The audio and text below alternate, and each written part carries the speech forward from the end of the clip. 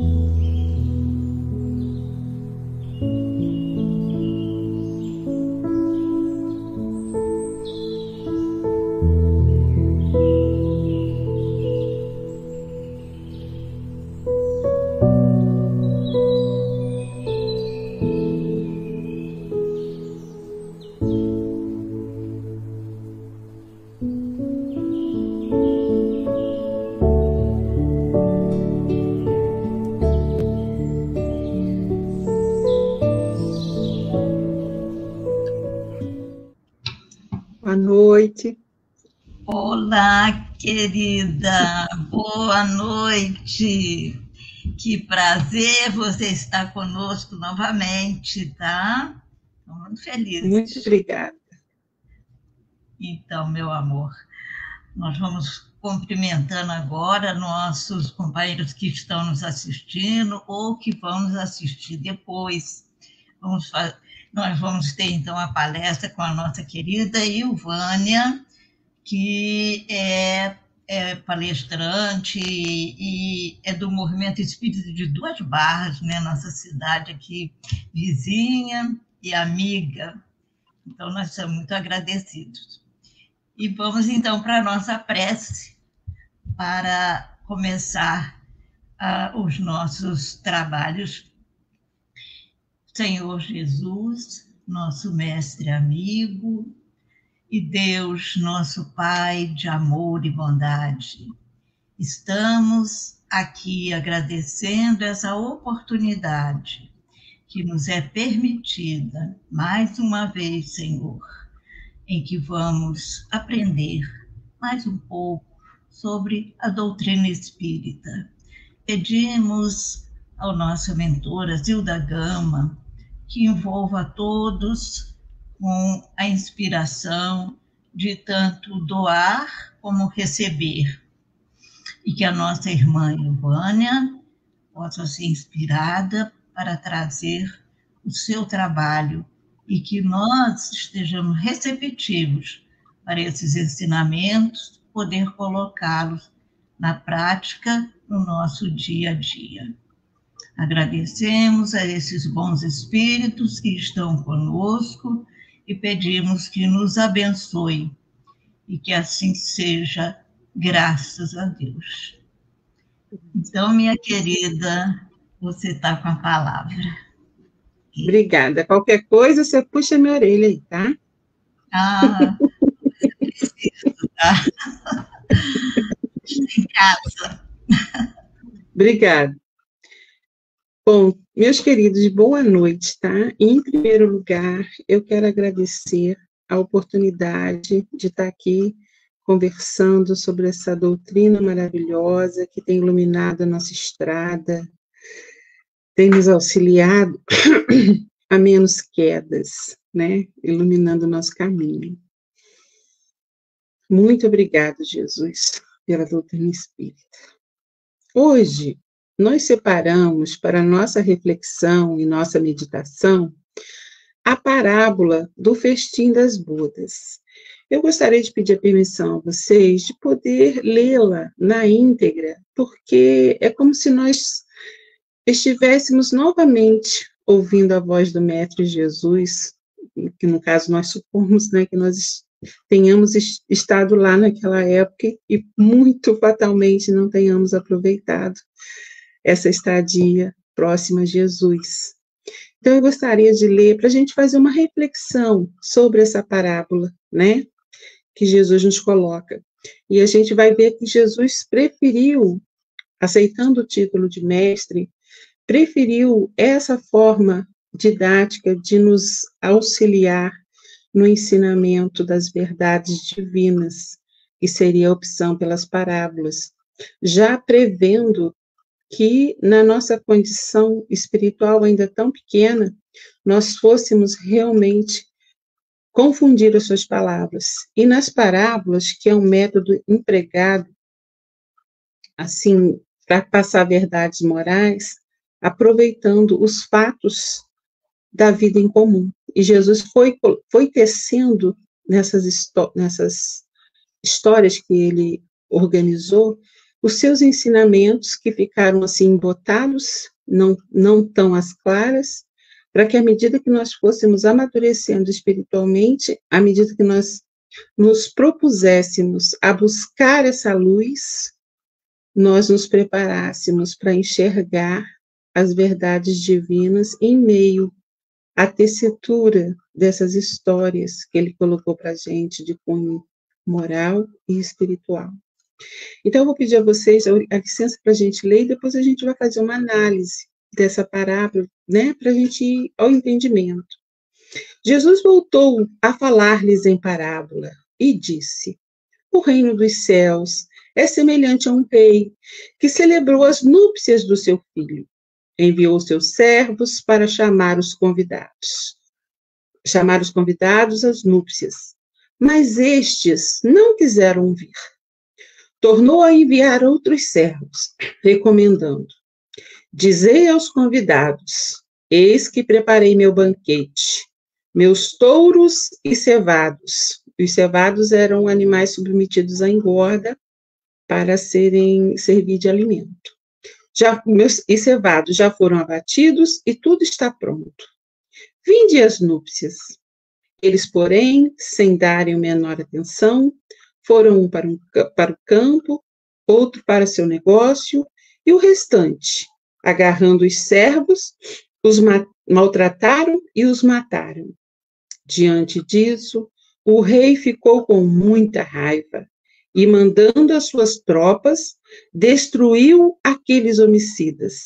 Mas os convidados não eram dignos. E depois as encruzilhadas e convidai para as núpcias todos os que encontrardes.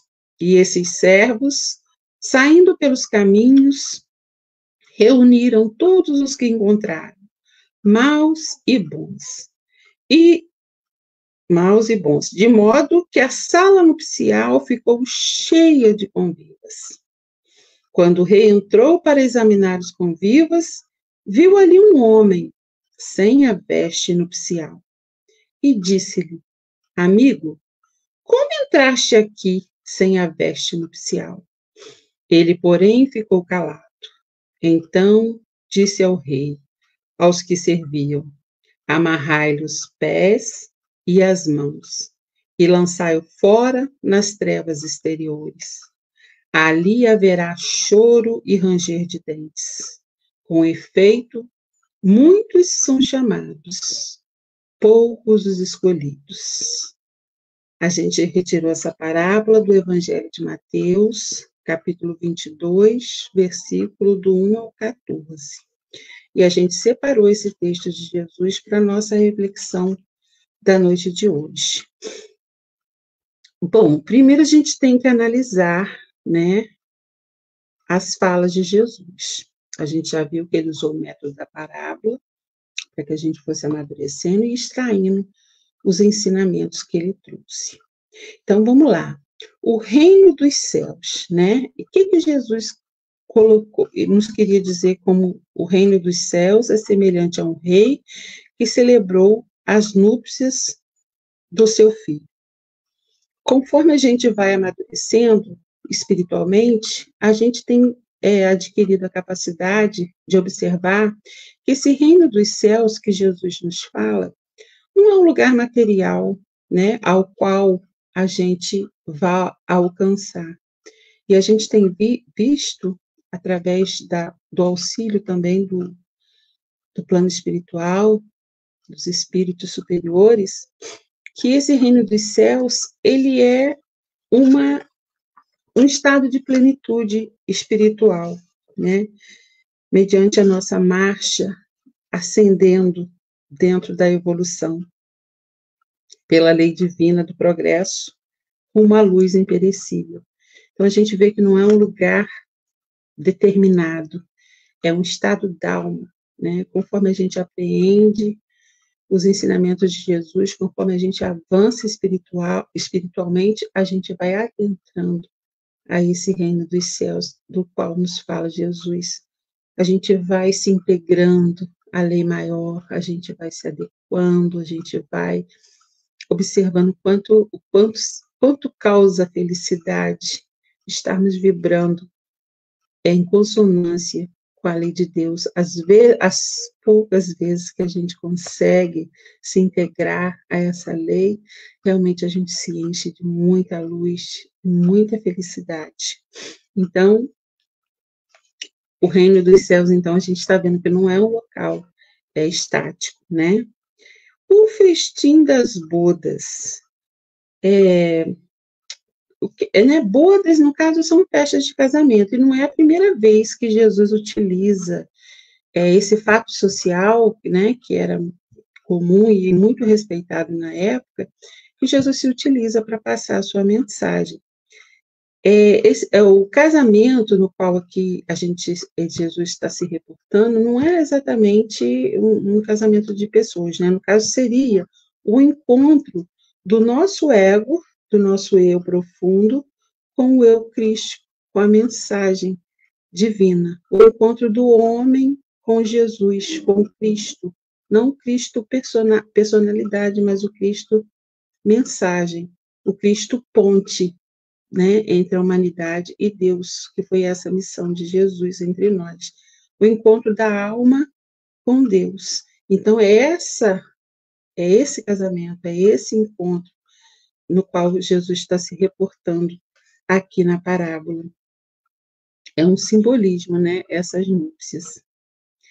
E quando Jesus nos fala que enviou seus servos para chamar os convidados, esses servos, dentro da parábola, no nosso estudo aqui, nas nossas pesquisas, a gente estava vendo que são todos aqueles que fielmente fazem a vontade de Deus. E a gente pôde observar, né, que esses servos, esses homens de bem, eles se fizeram e ainda se fazem conhecidos por meio das suas palavras e atos em prol das obras de Deus. Quantos que Deus nos enviou, né? Ou propriamente o próprio Jesus, enquanto governador do planeta, quantos emissários ele nos enviou preparando, né, o terreno, preparando o solo árido dos nossos corações, as nossas mentes ainda tão ofuscadas, né, sem muita luz, nos preparando espiritualmente para absorver essa luminosidade espiritual. Então, esses servos são esses enviados que foram chamar os convidados às núpcias. E agora, esses convidados? Quem são os convidados para essa festa de integração com o divino? Toda a humanidade, né? Todos nós terráqueos, todos nós moradores do planeta Terra, vinculados a esse planeta, somos convidados a esse festim, a essa integração espiritual. Mas no caso aqui, quando Jesus fala que os primeiros não aceitaram o convite, né? Quem seriam esses primeiros convidados? Na nossa análise aqui, no nosso estudo, a gente estava vendo que seriam os primeiros convidados o povo hebreu, porque foi um povo que se integrou à ideia do Deus único, naquela época em que era um mar, né, de politeísta, de vários deuses. E enquanto a humanidade estivesse se rendendo a essa ideia de adoração ou de aceitação de vários deuses, a humanidade como um todo não teria a conotação de irmãos. de nos cuidarmos como irmãos, porque estaríamos, né, divergindo em vários caminhos divinos. Então, o povo hebreu teria tido essa missão de propagar o monoteísmo, a adoração ao único Deus. Mas o que aconteceu? O povo hebreu, em um dado momento, ele não entendeu exatamente a mensagem da sua missão, ou talvez por dificuldades morais, não conseguiram visualizar essa missão. E se acharam em um dado momento como sendo o único povo, né, que estaria em consonância com Deus. E se fecharam dentro dessa ideia. Não divulgaram, não espalharam, não levaram essa ideia avante. Se sentiram o único povo escolhido por Deus, né, para ser salvo, para ser integrado à divindade. Então, eles não entenderam essa mensagem, né? Não ouviram esse convite para esse banquete espiritual. E esse convite, né, a gente sabe que continua sendo feito a todos os momentos e a toda a humanidade. Essa integração às leis de Deus, para que a gente possa ser mais feliz, né, ser mais íntegro espiritualmente, e o que nos leva a tanto sofrimento, a tanta dor, vide os momentos atuais, né, que nós estamos vivendo, essa transição planetária que nos chama a essa retificação mesmo espiritual, né, e essa dor que a gente está vivendo, e a gente vê que isso é um eco da nossa própria ignorância espiritual. Então, a gente precisa realmente avançar nisso daí. Essa recusa, né, quando esses convidados recusam o convite, né, o que seria isso dentro da parábola? Essa forte ligação com a vida material, né? Quantas vezes, né, a gente, na nossa ignorância espiritual, elege a parte material, né? Emmanuel estava colocando aí no caminho, verdade e vida, que nós, a nossa condição espiritual, a gente só vê os mortos e os que vão morrer. A nossa condição espiritual, ela não avança para conseguir visualizar o que é eterno. Então, aquilo que é tão passageiro se nos afigura eterno, quando realmente não é. Quantas vezes a gente desiste da melhor parte, porque a gente não consegue ver e sentir essa espiritualidade maior.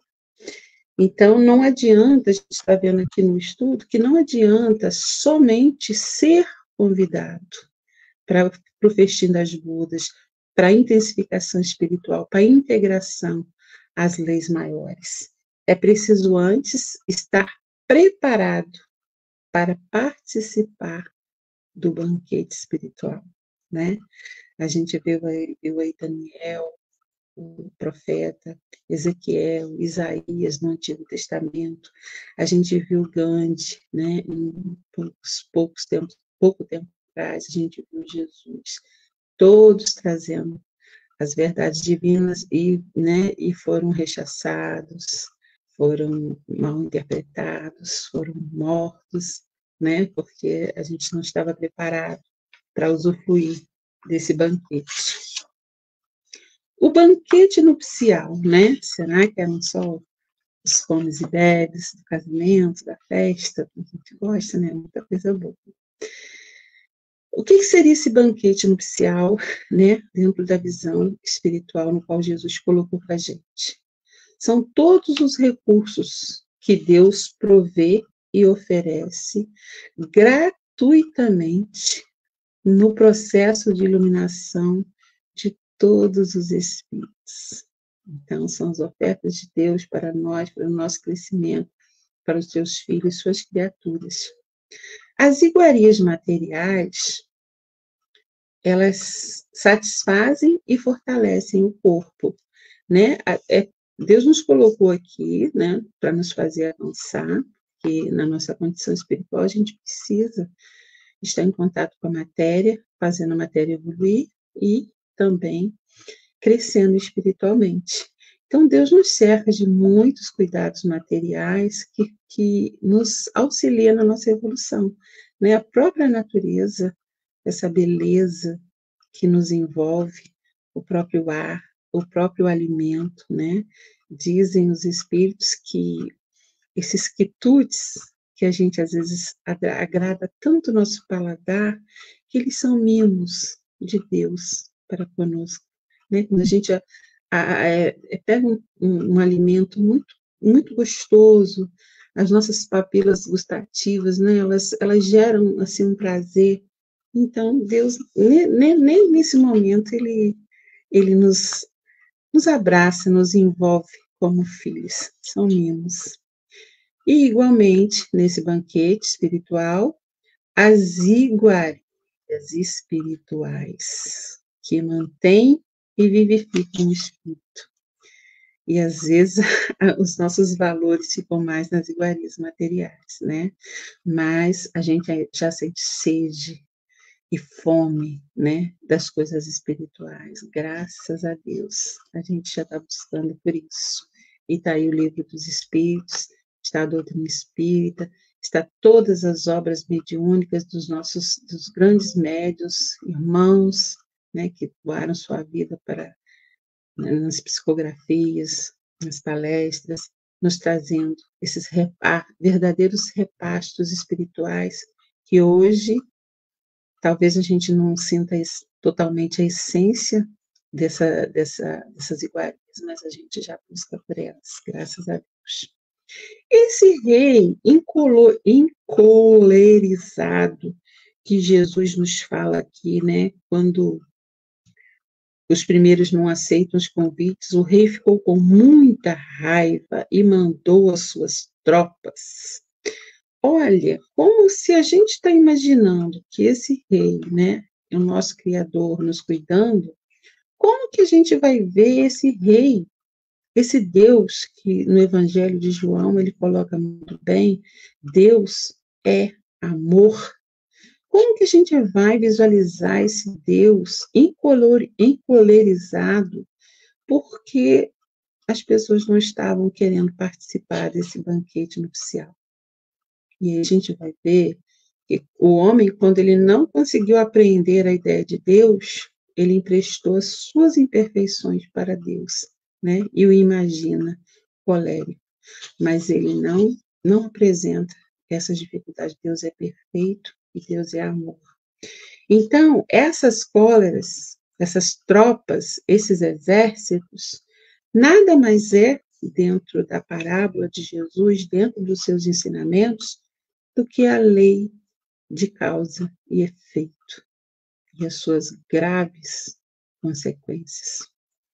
Às vezes, na nossa ignorância, na nossa falta de visão espiritual, a gente vai cometendo os nossos desatinos, os nossos desequilíbrios. E, dentro da lei de causa e efeito, nós somos convidados ao reequilíbrio. E esse reequilíbrio realmente pode ser muito doloroso, mas é de grande e forte aprendizado dentro da nossa imortalidade. Então, essa cólera, esse ódio, não é emprestado a Deus. É todo o processo de dor que nós causamos a nós mesmos com os nossos atos impensados, né? Ainda há pouco tempo eu escutava uma palestra do Haroldo no YouTube, e ele colocou uma vivência, né, do cotidiano, um médico, né, que foi levado à sua presença enquanto juiz, saiu de casa num dia normal, ia para uma operação, né, ele era cirurgião, ia para uma operação, né, que ele ia trabalhar, e vinha pelo trânsito normal. De repente, um jovem deu uma fechada muito forte na frente dele, para quase que causar um acidente muito grave. Ele, encolerizado, ele perdeu completamente a razão, né, tinha uma arma dentro do carro, pegou a arma e simplesmente esvaziou a arma no rapaz. Quando ele terminou, ele realmente caiu em si, falou: meu Deus, o que eu fiz? Então, às vezes a pessoa não reflete no ato que vai fazer, né? Quando chegou na presença lá do juiz, ele falou: eu acabei com a minha vida. Não acabei só, acabei com 5 vidas, a minha, das minhas 2 filhas, da minha esposa e do meu filho. Então, quer dizer, um momento impensado, né? A gente precisa realmente, ainda mais nos dias atuais, com tantas energias desequilibrantes, a gente precisa realmente contar até 10, fazer a nossa oração matinal e nos envolver numa página espiritual para nos auxiliarmos, porque o que aconteceu com ele, uma pessoa estudada, né? Uma pessoa numa profissão que exigia muita reflexão, se entregou a esse desatino e gerou muita dor para ele e para os seus familiares. Então, para a gente, né, pensar bastante nos nossos atos. Então, a gente viu que essa glória não pertence a Deus, e sim as dores, né, que nós plantamos na nossa estrada. Depois ele fala aqui do fogo, né, dentro da parábola. Esse incêndio, né, que era assim, incendiar tudo, destruiu aqueles homicidas e incendiou-lhes a cidade. Esse incêndio, a presença do fogo material, ele está muito presente, tanto no Antigo Testamento como no Novo Testamento. No Antigo Testamento, sempre aparecia um arbusto queimando e após o arbusto existia uma comunicação espiritual, né? Eles colocavam como se fosse a voz de Deus, mas hoje a gente sabe que eram comunicações de espíritos responsáveis pela evolução da Terra, mas havia a manifestação através do fogo material. E no Novo Testamento, né, ainda a presença do fogo, só que agora não tão material, e sim como um elemento de purificação, né? A dor, o sofrimento, elevando a alma até Deus. E também esse incêndio, dentro da colocação da doutrina espírita, seriam as provas e as expiações, né? Porque são dores atrozes, quando a gente gera esse sofrimento nos nossos passos, né? A expiação, ela não é exatamente a gente está vendo dentro da doutrina espírita, ela não é um castigo, ela é um elemento de retificação, né? De educação espiritual. Quando a gente precisa passar por aquela dor que a gente impensadamente implantou no caminho do nosso próximo, Deus não visa aí um castigo, ele visa um aprendizado intrínseco, um aprendizado tão real quando a gente passa pelo aquele mesmo processo, um aprendizado que fica imantado em nós, na nossa consciência, a ponto de mais adiante a gente não pensar mais em causar essa dor no próximo, porque a gente sentiu, a gente sabe o quanto dói. Então, não é castigo de Deus quando a gente adquire uma doença, quando a gente passa por processos dolorosos na nossa vida. É com cunho de aprendizado. Quando a gente bota a nossa criança, às vezes, né, lá sentada, pensando nas coisas erradas que ela fez, a gente não visa machucá-la, nem feri-la. Né? A gente visa que ela aprenda, que ela reflita, que daquela forma não está certo agir daquela forma. E, né, então, esse incêndio, né, o homem velho, através do incêndio que vem nas provas e nas expiações, a gente vai destituindo o homem velho, que vai concedendo lugar ao homem novo, consciente e pleno do seu papel como co-criador na obra divina. Né? A gente vai deixando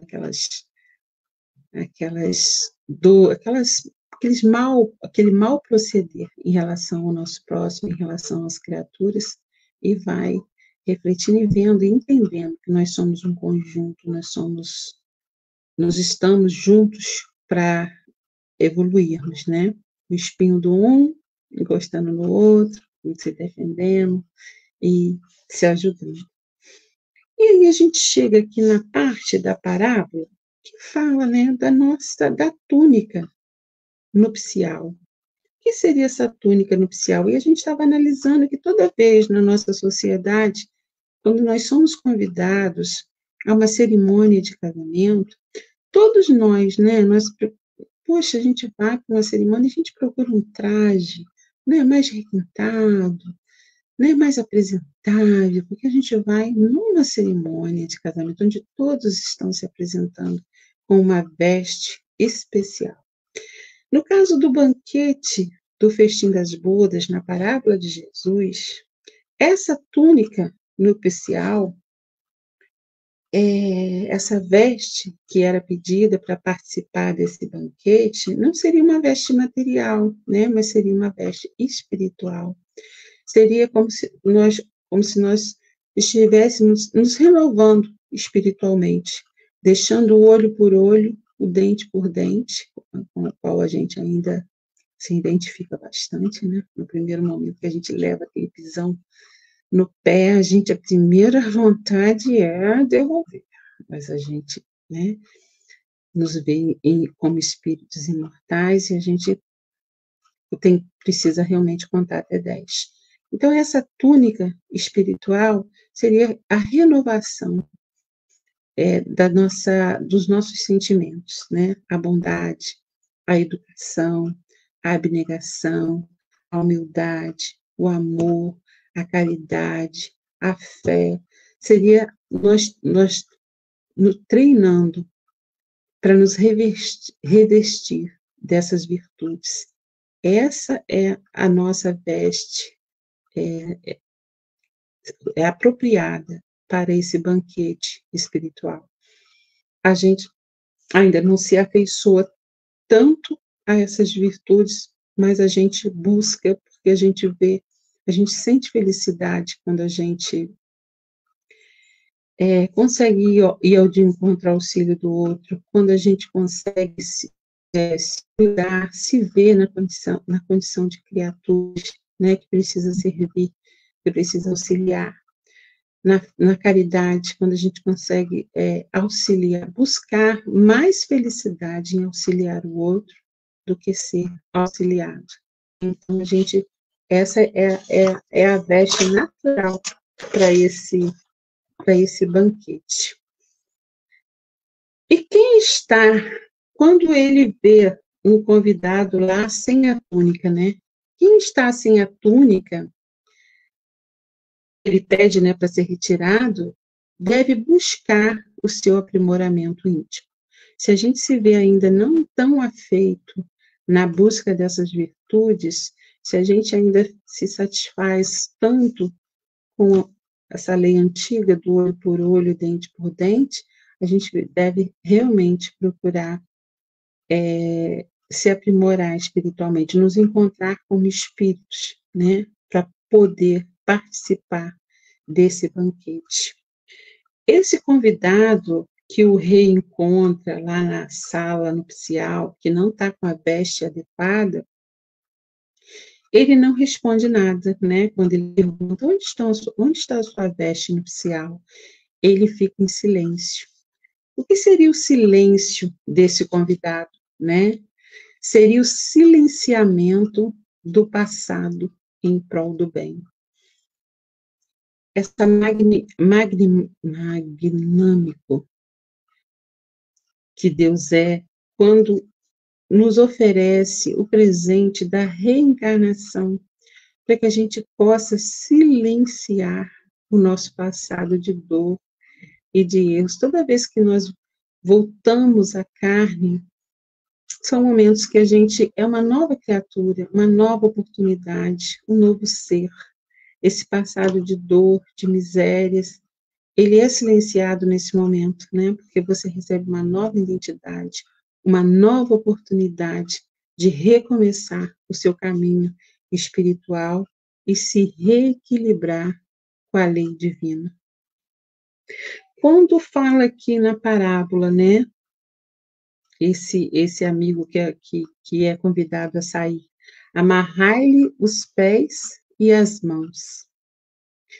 Aí a gente, no nosso estudo, a gente estava vendo que seria a experiência reencarnatória, né? Quando o espírito, ele vem, ele fica tolhido, né? Dentro dessa matéria, fica restrito dentro do corpo e perde momentaneamente a lucidez espiritual, né? Quando a gente está na Terra, a gente fica muito material, a gente muitas das vezes se esquece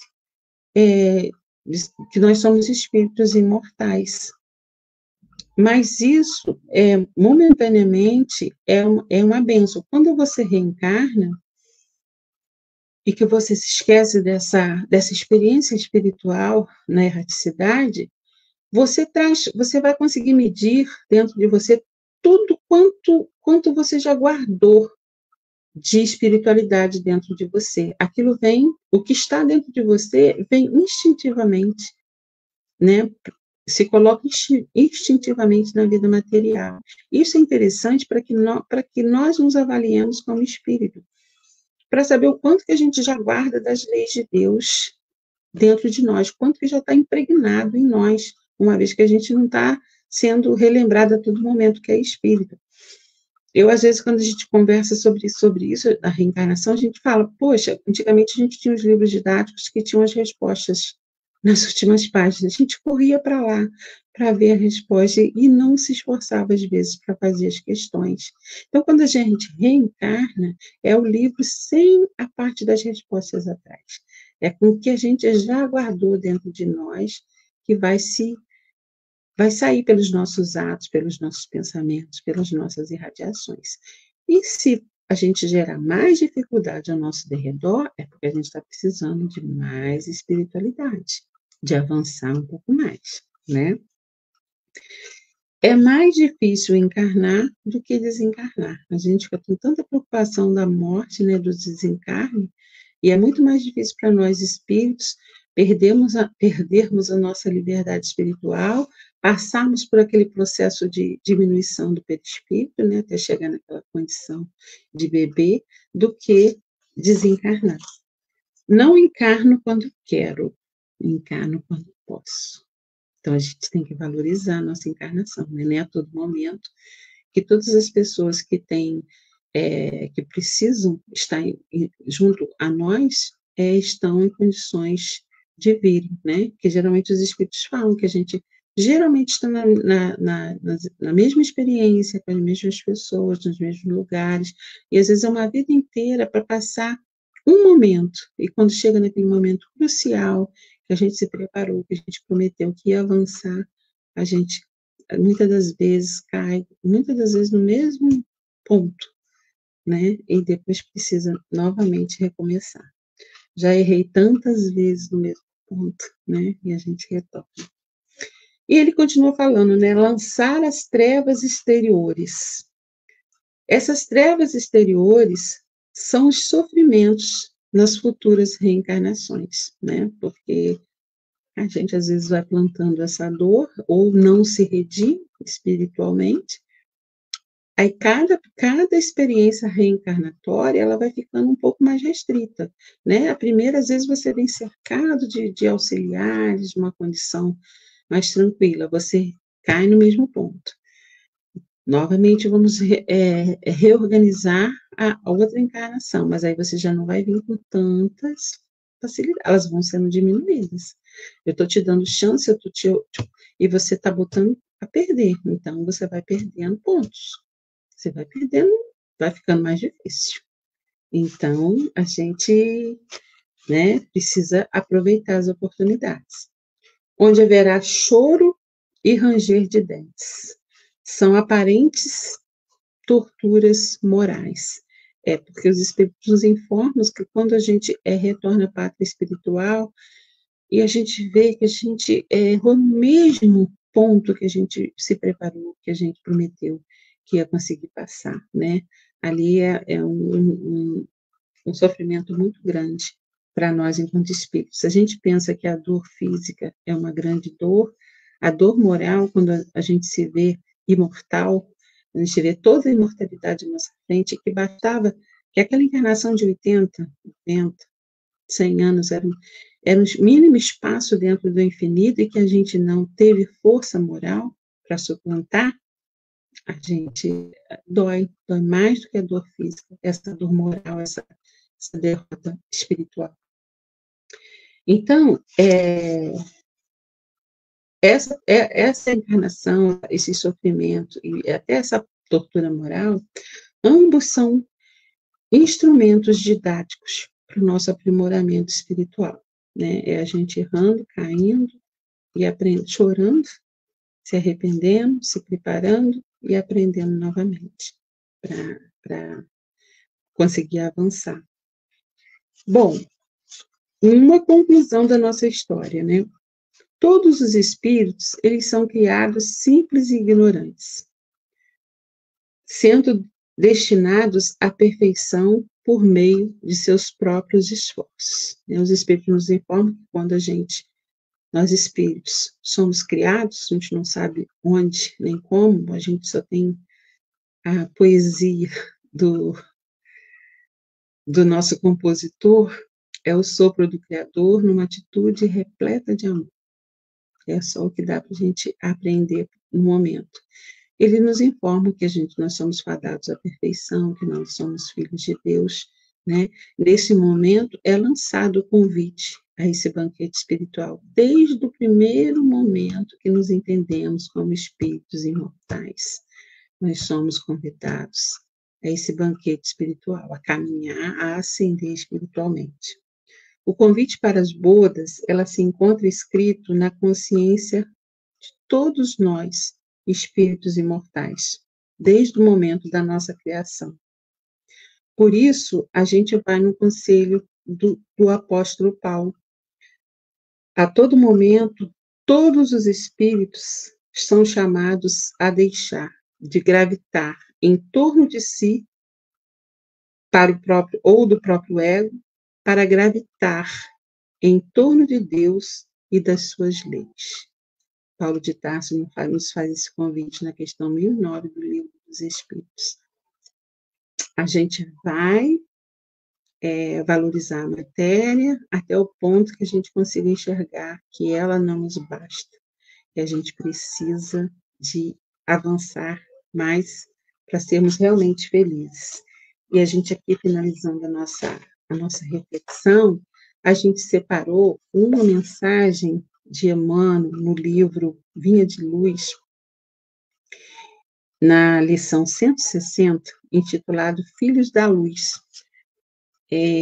Uma vez que nós somos filhos da luz, filhos do Criador, a gente precisa andar como filhos da luz, né?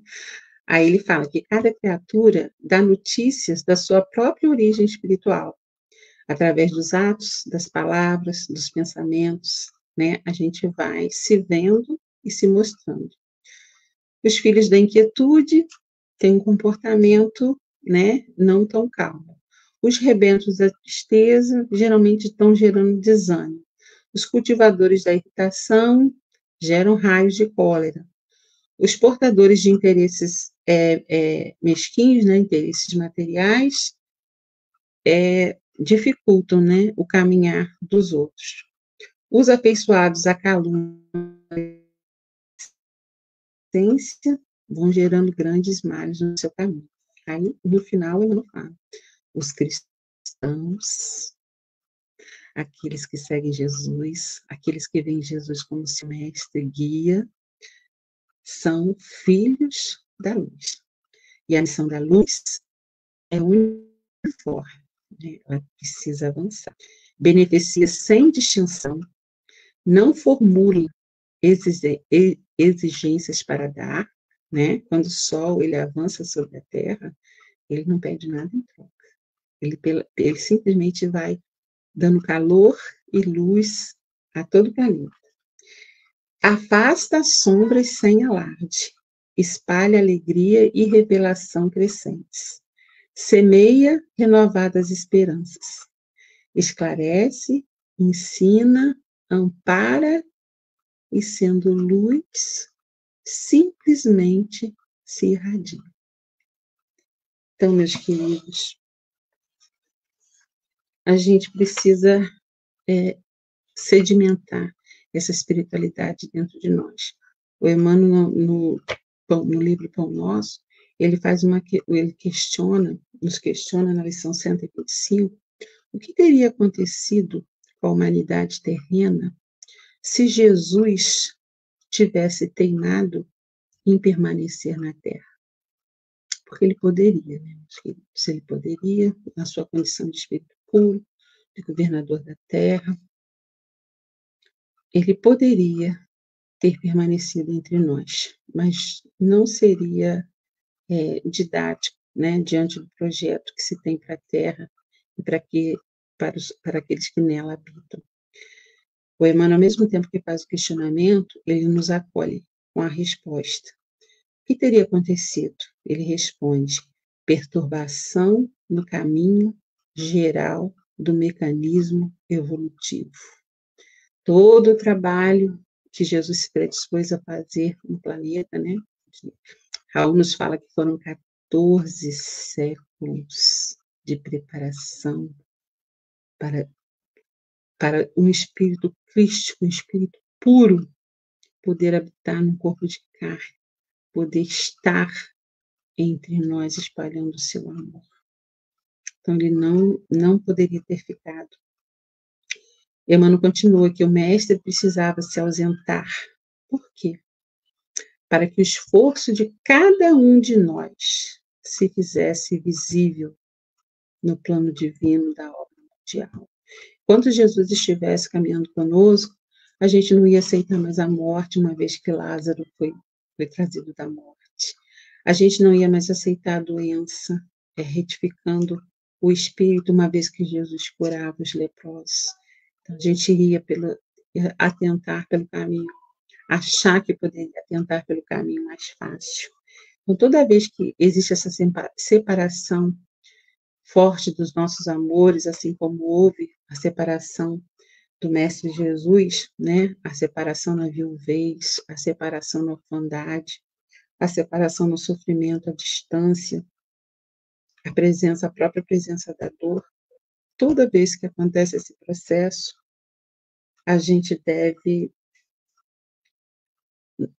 toda vez que acontece esse processo que nos faça chorar, a gente deve recordar Jesus. Porque assim como quem se aparta de nós também faz o seu processo de crescimento, os que ficam talhados pela dor da separação também reconstrói uma nova vida, um novo ser, né?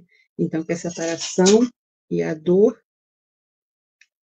faça desabrochar de nós esse espírito eterno, que a gente às vezes teima em não exaltar, em não cuidar, em não deixar florescer. E para a gente finalizar, a gente só quer lembrar uma colocação do Chico, né? O nosso querido Chico. Tão simples nos seus ensinamentos que a gente, às vezes, fica até, né, meio atordoado. Uma colocação de Chico que eu fiquei assim muito... trouxe uma grande reflexão. Um dos maiores pecados do mundo é diminuir a alegria do outro. Então, toda vez que a gente puder, né, alegrar o nosso irmão, né, fazer o caminho dele menos doloroso, menos pedregoso, que a gente possa usar toda essa condição de espíritos imortais e fazer esse trabalho. Meus queridos, eu quero agradecer a vocês, porque toda vez que vocês nos convidam a qualquer preparação de um estudo, primeiro, nós somos os grandes recebedores dessa bênção divina, dessa reflexão. E depois que a gente bebe essa água, a gente vai repartir com aqueles que a gente ama, né, dentro da nossa doutrina espírita. Muitíssimo obrigado, e desculpe as falhas, porque essa parte virtual ainda é muito difícil para mim, eu fico um pouco perdida, tá? Muitíssimo obrigado. Minha querida, nós é que agradecemos. Essas falhas todos nós temos e a gente fala que é o sistema que não está bom, né? Porque realmente tem hora que está tudo certinho, tem hora que não funciona. mas você foi muito feliz trazendo para nós essa explanação maravilhosa. Temos certeza que vamos refletir mais uma vez, porque os ensinamentos de Jesus, ele nos coloca para que possamos refletir como estamos com o nosso dia a dia aplicando esses ensinamentos. Você nos recordou tantas coisas maravilhosas, e realmente nessa parábola é o convite, né? Está na hora de despertar. Não somos matéria, só matéria, nós somos espírito, nós estamos caminhando para encontrar a espiritualidade que nós temos. E, como você trouxe aí, nós somos a luz do mundo também. Ele é a luz do mundo, mas ele quer que a gente brilhe. Foi maravilhosa, Ivânia. A doutrina é maravilhosa. Exato. Por isso que ele disse que também as palavras dele não passarão. Não passarão. Todos, porque infelizmente tem gente que não conhece. E a gente fica até assim, tomara que isso alcance milhares e milhares de pessoas, e vai alcançar. E todos essas partes, não é, minha querida? Porque está muito mais divulgado do que antigamente. Antigamente ficava só em uma casa, outra casa. Agora, vai pelo mundo até. Graças a Deus. Graças a Deus.